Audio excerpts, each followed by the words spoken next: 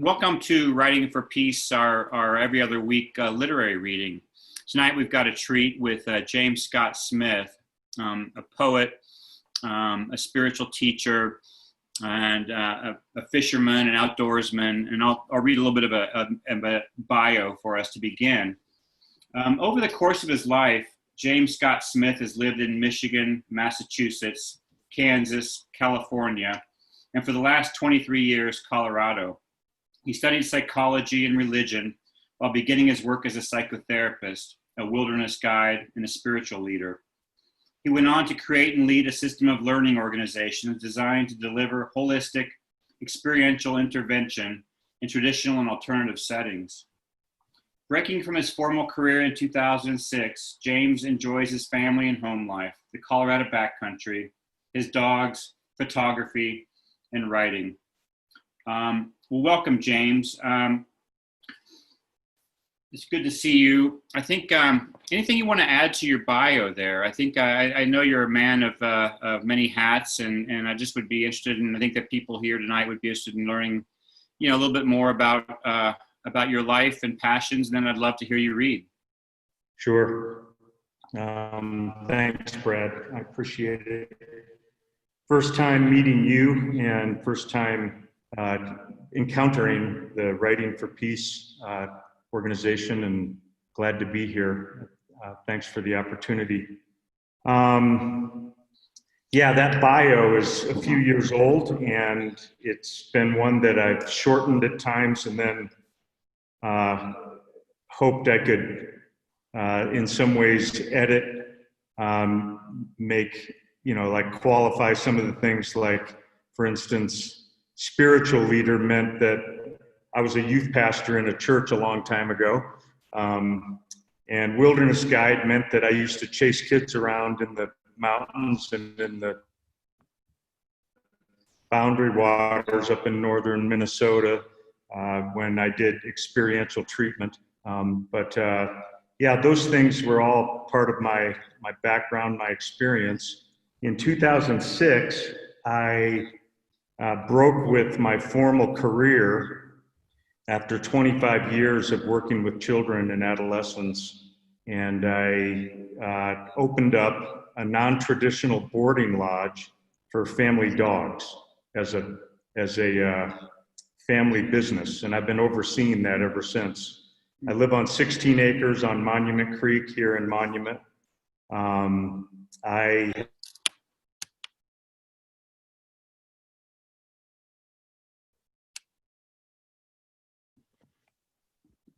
Can you still hear me? Yeah, I made a quick mistake there. I apologize for that. Continue. You're good now. Okay. Yeah, I've been working from home for 15 years. And to tell you the truth, working with young people who were designated as, like marginal characters, basically, in our society for all those years, as you might imagine. In fact, I worked in Boulder for the probation department doing offense-specific treatment applications for some of Boulder County's finest, young people with conduct disorder and so forth. I basically needed to, after 25 years of feeling like I was done cleaning up after the Vietnam War, as I look back on it now, I think that generation of young people were the product of a generation of a good majority of the young people that I treated and saw in the system were the children of veterans of the Vietnam War. And as you may know, 150,000 soldiers died in Vietnam. American soldiers died in Vietnam. And since that time, approximately 3 times that number, somewhere near 500,000 Vietnam veterans have committed suicide. And that just is a small example, a tiny portion of the kind of pathology that we were encountering with the kids that we worked with all those years. I decided to somehow try to figure out a way to work from home. And I thought, you know, because I had done some canine-assisted psychotherapy with kids and knew the animal, my ex-wife and I started a dog lodge, which is still in operation today. It operates out of my home, out of my property here, and we've been doing that ever since. The last few years, I've lived by myself until recently, and my partner Sylvia and her daughter now live here.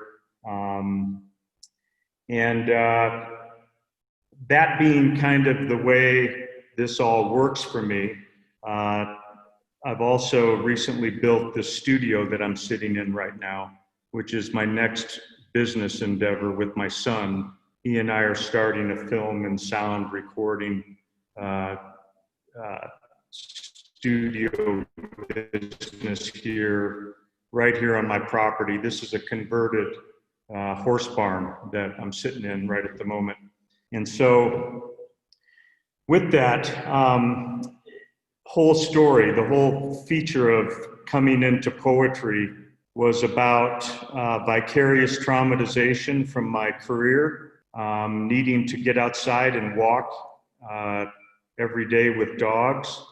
And I have a meadow here that's all fenced in. And that meadow for about 5 years literally was kind of my detox, my rehab, my labyrinth, so to speak.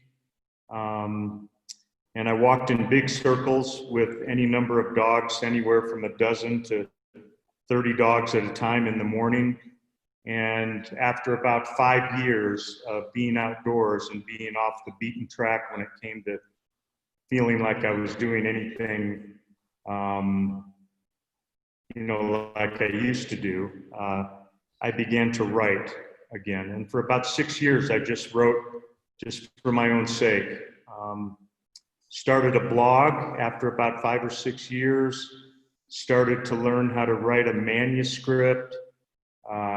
What did that look like? How did you put poems together in such a way that was kind of in keeping with, you know, some of the things that, you know, we're taught and we've learned about how to build a manuscript. Met some interesting people, did some workshop stuff when it comes to writing. And this last year, I've spent almost every available waking hour working on my first novel. And so I've been into fiction this last year and feel like I've just recently kind of gotten to a point where I think I've done my major revision and now am ready to start looking for an agent and, you know, wanting to get my novel published. But that's, you know, we don't know how that's going to turn out. But so that's what I've been doing. And I think that, you know, one of the things that was probably the most affirming in all this whole process was winning, you know, some awards for the poetry, a Pushcart nomination, 1 or 2 of those, Nautilus Book Award. I don't exactly know what all that means, you know, when you win a prize or an award that your publisher sends in for you, but I've appreciated, you know, being recognized for having written some things that resonate with people, and so those have been some good experiences. I haven't read since the global pandemic started, so this has been an interesting process this last 8 months. But I do have 2 collections of poems, Water, Rocks, and Trees and The Expanse of All Things. And so I think I'll start with my first book, which is Water, Rocks, and Trees. Came out in 2016. There's a poem here that seems to be just jumping out at me that because of what we're going through together in this globe, with a global scope to it, this amazing liminal space that the whole world seems to be dwelling in right now. I was trying to ask myself the question, well, what do you read when there's been just so much tumultuous, catastrophic in many ways experiences that so many people are feeling on a deep level, the chaos, the disorder on so many levels of our world. This poem, Earth and Sky, seemed to be just wanting to be read here. So I'm going to read this one from Water, Rocks, and Trees. Wonderful, great. Earth and Sky. We are the burgeon of earth, relentless. We are a great striving across the sky, above and below, in and through the muddle, the clarity of being named human. Our species inhabits the rift between animal and spirit, each at once, neither one alone. We are the down in the kestrel's wing, the claw of the ermine. We are the roe of reddened fish, the desperate feign of the killdeer, the afterbirth of bear, the breath of island fox. We are the harbor lights of Avalon, the wheel of the Mars rover, the statue of Balto in Central Park. We are the guild of the cathedral and the filth of the Bowery. We, the afterthought of stars. We, the shimmer on the face of the deep. And it was given to us, being named human, to reckon all matter and form, structure and essence, earth and sky. Well,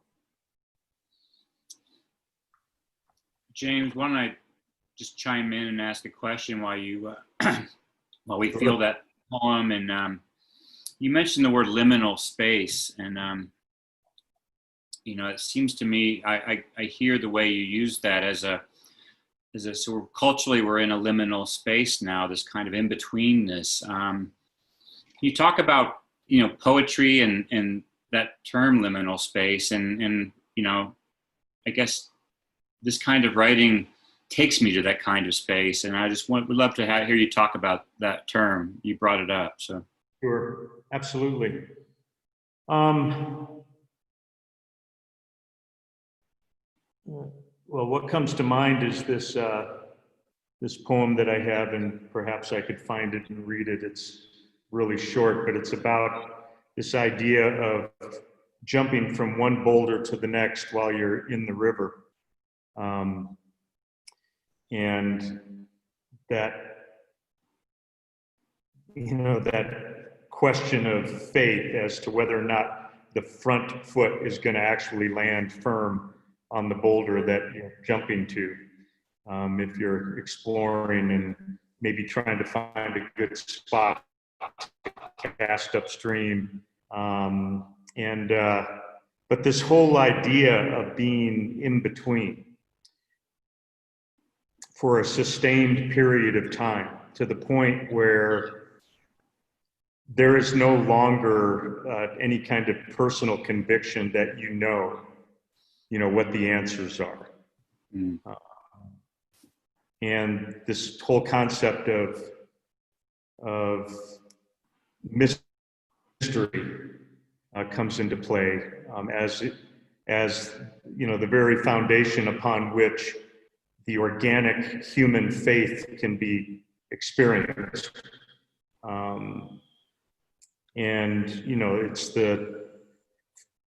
It's the feeling your way through the dark at times.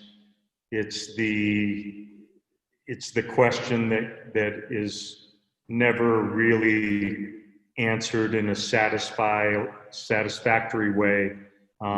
It's the sense of longing for something that you can't even define.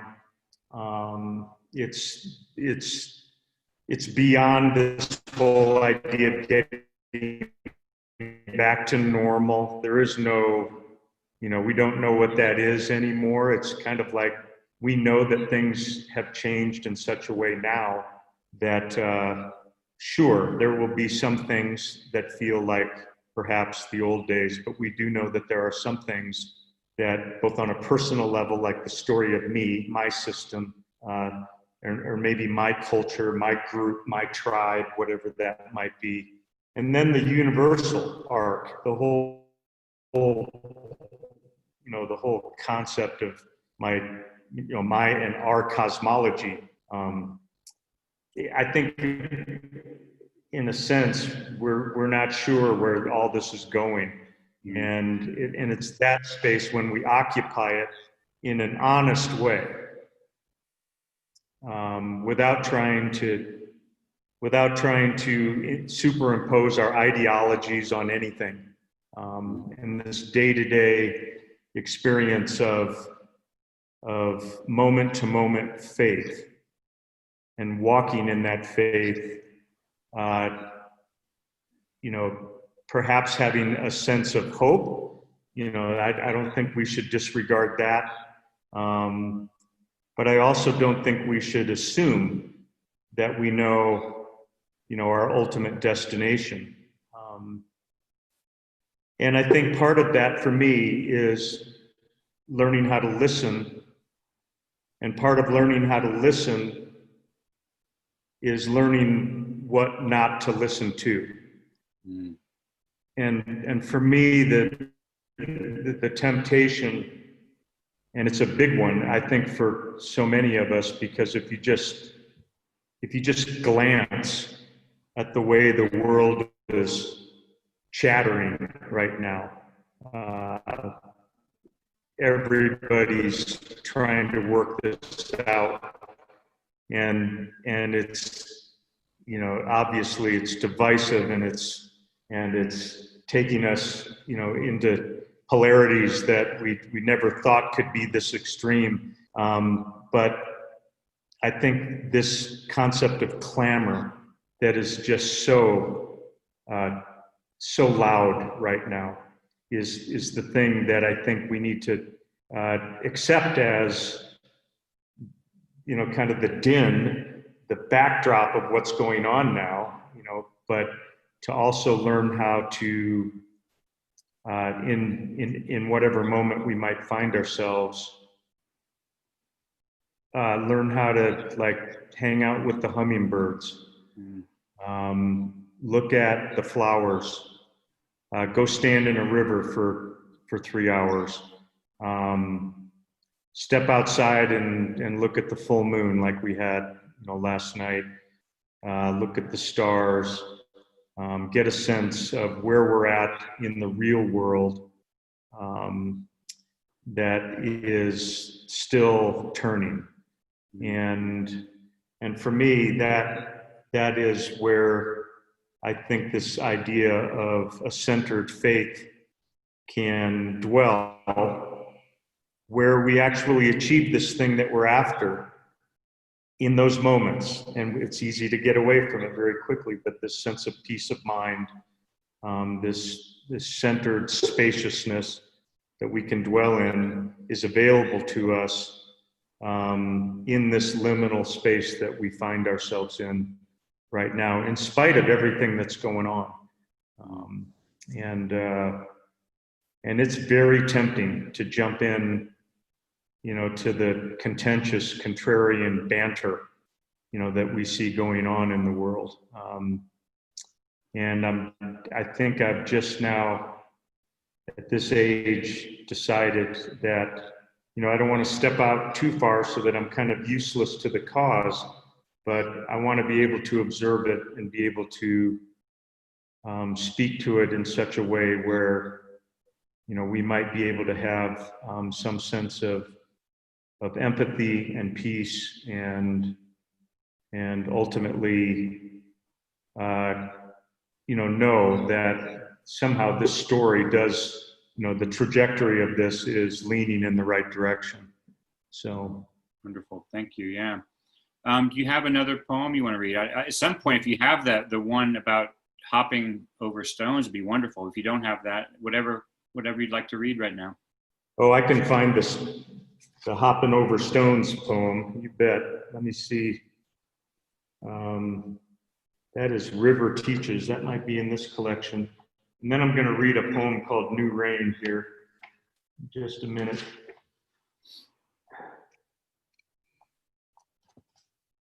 I'm sorry. Oh, here it is, page 25. Very short.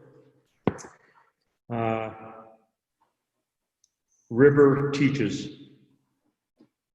River teaches of faith, upon the quest for a point from which to cast upstream. As the rear foot leaves the boulder and the fore has not yet arrived. As the rear foot leaves the boulder and the fore has not yet arrived. And for me, that's metaphoric, obviously, for this thing that we're talking about.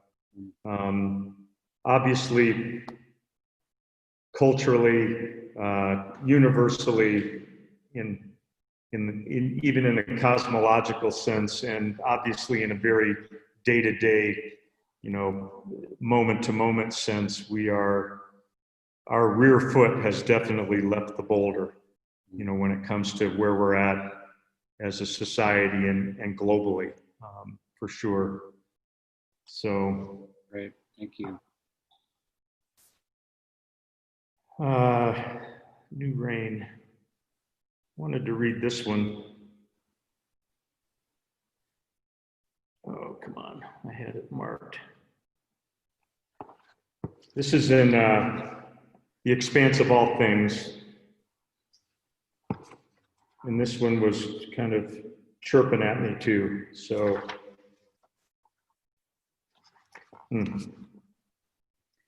New Rain. In the faces of the young, or those inspirited, likewise, I see a great turning toward one, a singularity of creation and its source. Without much in the way of agency, but for the divine rights of science and poetry, human consciousness is being drawn out in the zeitgeist, vaporized of its harder elements, and taken up by the sun for the making of a new rain, for the sake of a nurturing sustenance of earth, our only home. This is the faith revealed in the nuance of all faiths. Each one of us, or that to which we hold, is a drop once of the original firmament, and thus burning off, rising, returning.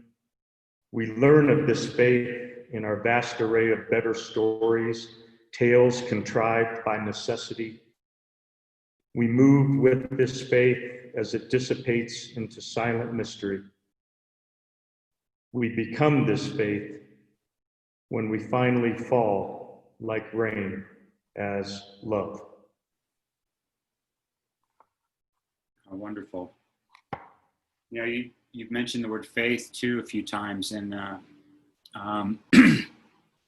it's always fascinating to me how I think since the Enlightenment, we've gotten confused about faith and belief, and those terms have gotten kind of confusing to people. And I love the way you talk about faith, and in a way that I suspect is not about belief in propositions, but about some kind of trust or some other understanding of that word. And could you talk about the word faith and maybe circle it back to faith in your own writing and how it's served you? Sure. Well, if I were to, kind of give you my personal background in regard to the way I was taught about faith, certainly it would be the word belief. That's all faith was when I was young, was about what you believed. And of course, even in this recent piece of fiction that I've been dwelling on for the last year, there's a line in there by one of the characters, Crawford, who's an Ojibwe boy of about 18, when he says, it seems like most people think that, or most people don't know the difference between religious belief and human faith. And for me, what has evolved over the years is that faith is an organic human attribute. It emerges from from the center of not just our attitudes, not just what we think and feel and believe. It is literally part of our physiology. It is what keeps us breathing, moving in that psycho-spiritual sense of the word. And it is untethered from anything that we might think of as a system of beliefs, our religions. I have a line in a poem that says, I fell through the floor of my religion and out into the light of the new day, or something like that. And it was those moments of learning, experiencing what could be considered like perhaps the perennial tradition, this whole idea of there being something at the center of the human organism that exudes this gift of faith as the thing that moves us forward.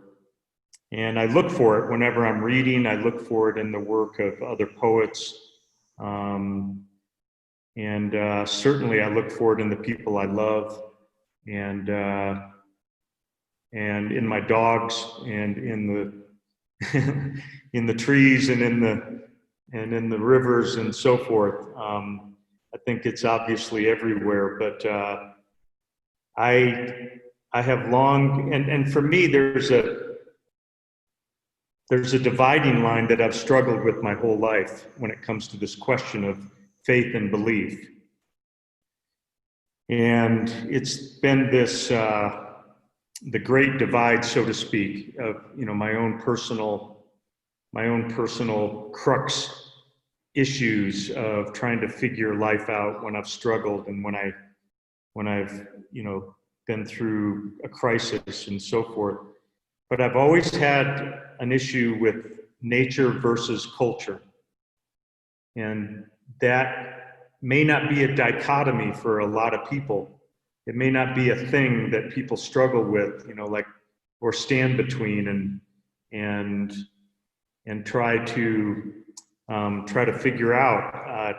It may come natural that those two things are quite integrated for many people, but for me, it hasn't been. It's been the very thing that I have at times had to stop and say, I'm really stuck on this question of why do I feel inadequate when I try to explain my life with cultural concepts, meanings, contraptions, constructs? Why does that not work for me? Why is it that I have a sense, a more settled sense of myself and my own personal faith when I'm looking at culture through the lens of the primal domain, the earth, the very real world that we find ourselves living in. And I think both my collections are certainly about the origins of those questions, and in some ways not the not in anywhere near like coming full circle and trying to answer those questions, but perhaps refuting some of the old answers that I used to think were so, were so real and right and good. And when I learned that they didn't work for me anymore, when I fell through the floor of my religion, that's when this concept of an organic faith took hold in such a way that I think caused me to be able to objectify belief and to see it everywhere. Obviously, you can now parse the interpretations that people are making of their reality by understanding the difference between belief and faith, which so many people think is one and the same. And so that's how I would address that question. And I could go on because it is my causa sui. It's the thing that churns within me all the time, that question of culture, nature, belief, faith. And I see those things as being on those polarities for me as I'm moving through, the evolution of my own consciousness. So. Great. Thank you for that answer. Yeah. What do you have next to read for us? I've got a poem with some old language in it that I think is interesting. And it's about those polarities, and it's about this this idea of invitation of all things, that I have this concept that I throw around sometimes in my dialogue and discussions with people about, why are we so intent on sorting everything out? This, that, good, bad, black, white, all the things that we do about sorting. And when do we come to rest on the question of being able to accept that everything belongs? Even the things that we object to and struggle with, if we look at the big story, I think it would be interesting for some of us to be able to achieve that idea that, if we're looking at something out in the world that seemed to be, creating such conflict, that both sides of that argument belong. This is a poem called "On Whom to Invite to the Feast." And it's got a little bit of that old language that I have been processing for all these years. On whom to invite to the feast? Come to be out of words. Come to be in need of something holy, something you cannot find where you most often clamor. Come alone to the wild place, resigned and fallow, to stand where the contours of earth are traced by wind and light. Come to the fire of hunger, casting the fury of your own shadow. Prepare the meal in silence. There is a work being done, unknowing, a wedding in Cana, in need of its company. Beyond the usual and ordained, invite the orphan of hiddenness, the quiet, unfulfilled desire. Invite a tempered anonymity. Invite the contradiction and the contrary. Invite the prodigal and his brother. Invite fear and reluctance. Invite the deed done unheralded and the deed performed in shallow pride. Invite the squandered moment. Invite ignorance and her twin sister, certitude. Invite envy and smallness, arrogance, and the loose regret. Invite the denied. Invite the dispossessed. Invite the stranger within whom no one has known or loved. Invite the exile. Invite the infidel. And yes, invite the trickster, to whom you owe a great debt. When the proclamation of the feast has echoed far and wide, and all seems ready, wait now and watch. For from the far horizons will come the often unwelcomed guests of actual character, legion within a kaleidoscope soul. Place a ring on fingers, a robe on shoulders. Watch each disfigured face alight and odd relief, blossoming the deeper beauties out into the music and the laughter. Let the raucous celebration resound into the night, for this is the great homecoming. And there, at the threshold, glowing sure against the darkness, besmirked and coy, arriving almost too late, the words. Wonderful. Thank you. James, what I think I'd like to do is see if anyone has any questions, and then I'll pause the questions toward the end, and I'd like for you to finish with another poem at the top of the hour. Anyone have a question? Philip, yeah, go ahead. I'll unmute you here.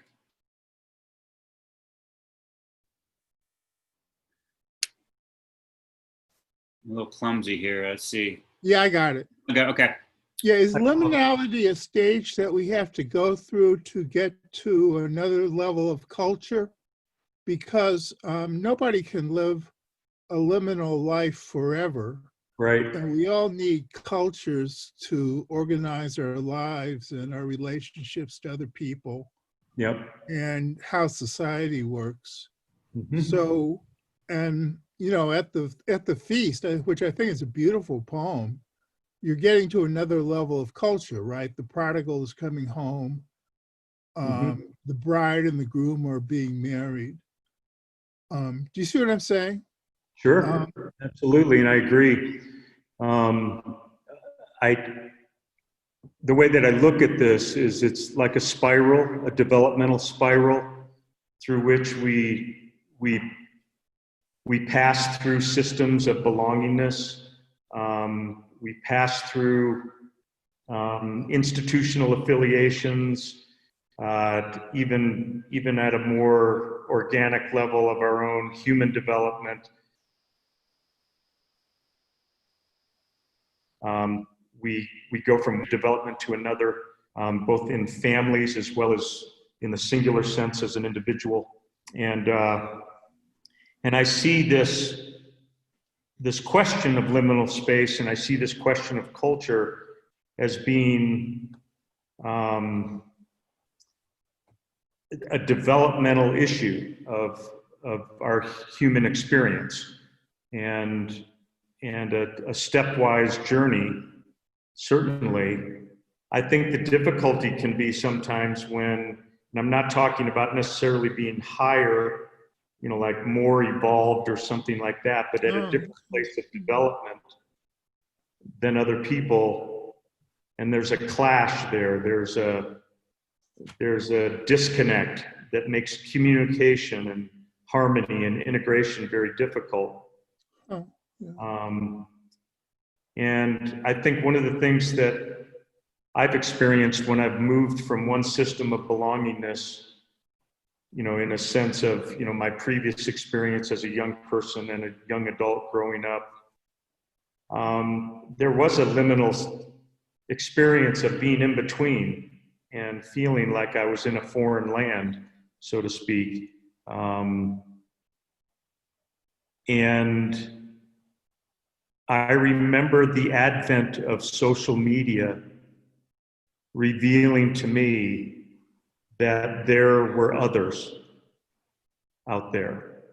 And I don't know if you're like, this is kind of a nuanced explanation, but the whole idea that I could find people that I could resonate with in ways that I previously could not was a fairly significant experience for me that caused me to be able to sustain longer periods of feeling, like in my neighborhood, if you knew kind of what my culture, my local culture was all about, there are periods here where I'm just not connected very deeply with people that I have a lot in common with. And I struggle with that day to day.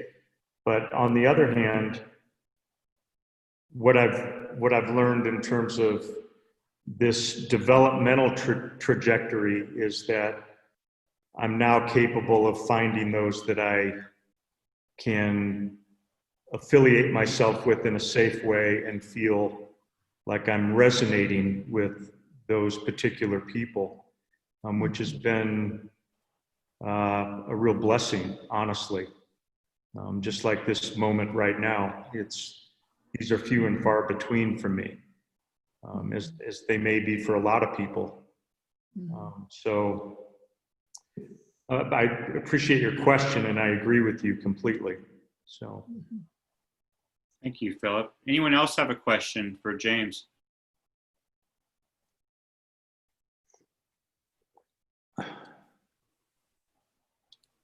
How do you get your students, your young people, to understand that?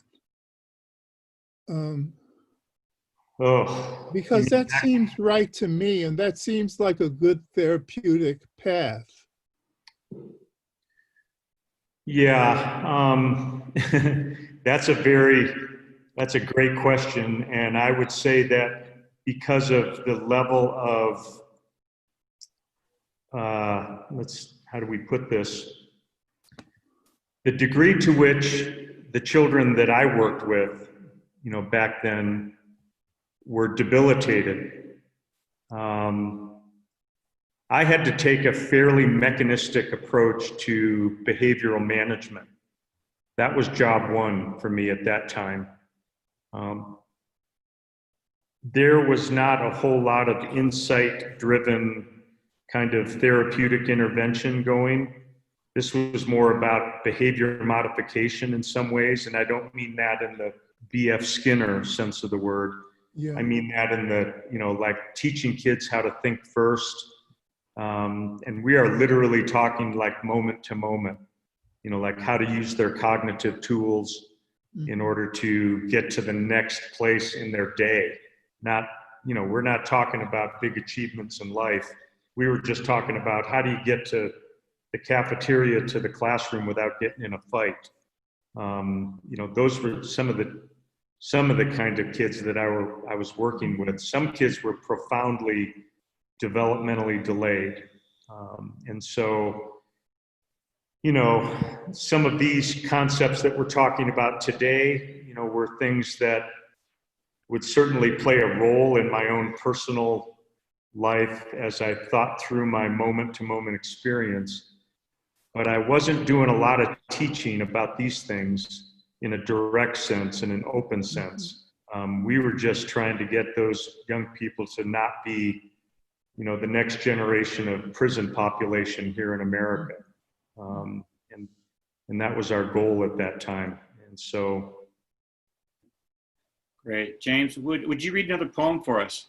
Sure.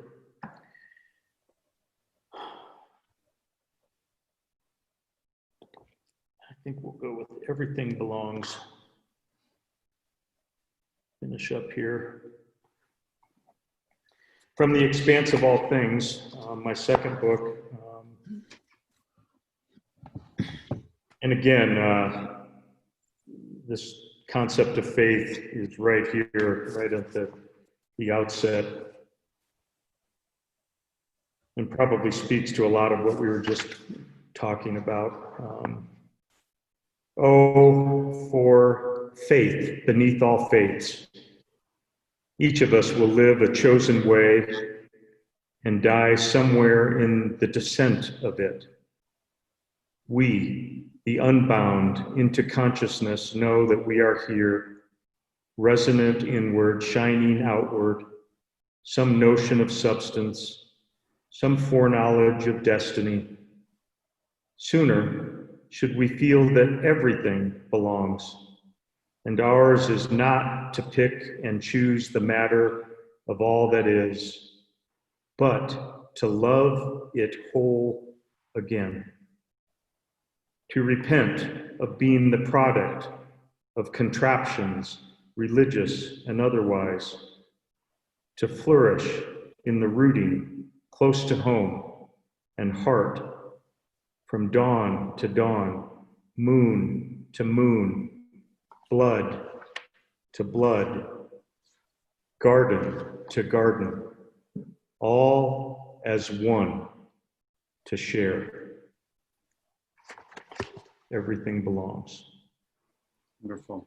I'm going to ask you a question about process of writing. Tell me about how you begin a poem. Does it begin with a feeling? Does it begin with an image, a theme? Why don't you talk about how a poem comes into being for you? Yeah, I think probably the vast majority of my the things that eventually find their way to a notebook that I pull out of my back pocket, or a legal pad that's sitting on my desk, and then finally, to some kind of structured poem, and on to, like into what I would call a finished piece. Usually begins with a moment of just some kind of crystallized moment of insight when I'm looking at something in the natural world. And, it could be a red-winged blackbird who sat on the same limb all 3 times I went under that limb, and started singing right when I got there and seemed to be, talking to me. It could be the alfalfa that grows in dirt, different years here out on my property, depending on the rainfall. It could be the marmot that I sit with up in high places in the high country. There's those moments that seem to take me to, I hate to use this concept because a lot of my poems actually start in Oz and they end in Kansas. That Billy Collins, you know what I'm talking about? Like, I don't do the let's start in Kansas and go to Oz thing very often. I usually start on some, kind of fairly abstract, universal, place, and try to get back to, get my feet on the ground somewhere. And I laugh about that all the time, but it's true that there's moments in what I call the primal domain, in that place of being in the natural world, and it could just a short walk around the property, and usually I'm fairly certain that I've got myself in tune with something that I'm ultimately going to write about. But then again, there's all this abstraction that comes with it that I'm trying to sort through, and usually there's a connection there. And so I can't explain it other than that, but I could read a poem to you and say, that was the moment I saw the great blue heron with the torn wing, waiting for the coyote to come and end its life. Those moments and all the metaphoric material that comes with that. And there's so many of those that present themselves And oftentimes I say, well, I was, you know, I saw a killdeer with its babies in the alfalfa, and that's where it all started. And so I think process really is that moment that something has received my attention in a way that is worthy of its value in my world, and then I go from there. And I have a pet question. Notebooks and journals just stacked up everywhere, and then I dig through them and find them and go, oh yes, I need to finish that thought. And so I ask this next question every week, it seems, but I'm always curious, different writers have different answers to it. But do you think of the reader's experience, or are you? Talk about that. Yeah, I do in the process of revision. I go there, you know, because so much of what is happening to begin with is something that I would hope, you know, no one would ever look at, you know, because it's not presentable to me. Like, that's just my neurosis about, you know, what's coming out first. And it's just, sometimes it takes me literally years to appreciate something that I've written and just can't stand the sight of. And then I go, oh no, please. But when I get to that point where refinement, revision, and I think it's just the decent thing to do, as abstract as poetry can be sometimes. I still think it's important to love the reader at some point in the process of producing a piece that, you know, that finds its way into either a collection or into publication in some way. I would certainly, but, you know, on the other hand, here's what I would say to anybody who asks me about poetry, because I get this, you know, like people say, well, what does that mean? And my answer would be in the form of a question: how does it feel? Or how does it make you feel? What are you feeling right now about what you just heard? There's a level of cognitive achievement that we would like to all possess when we get done reading a poem and we say, oh, I know what that means. Well, I think the best we can do sometimes is say, oh, I know what that means for me. And perhaps what, in a more accurate sense, and what I've tried to teach my children about poetry was, you know, how does it feel? Tell me what feelings you have when you hear, you know, this poem, these words, the way it comes out, the way it flows. And so there would be some education of the reader that would be nice to be able to do before you read certain poetry. But on the other hand, I do think it's important to come across with something that touches either here, or helps someone go from here to here, if that makes sense. Yeah, thank you. Why don't we conclude with a final poem? So your choice. Yeah. Let's go back to the beginning here.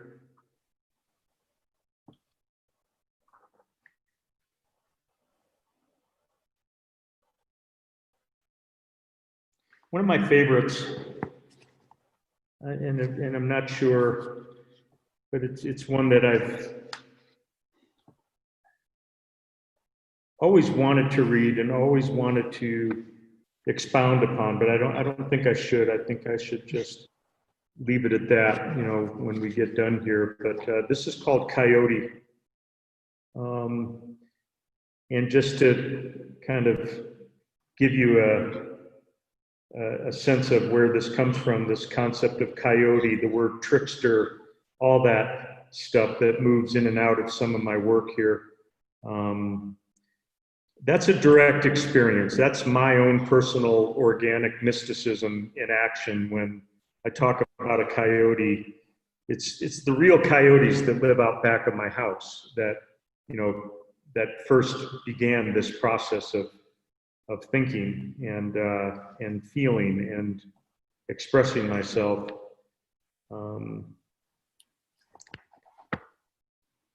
And this poem is called Coyote.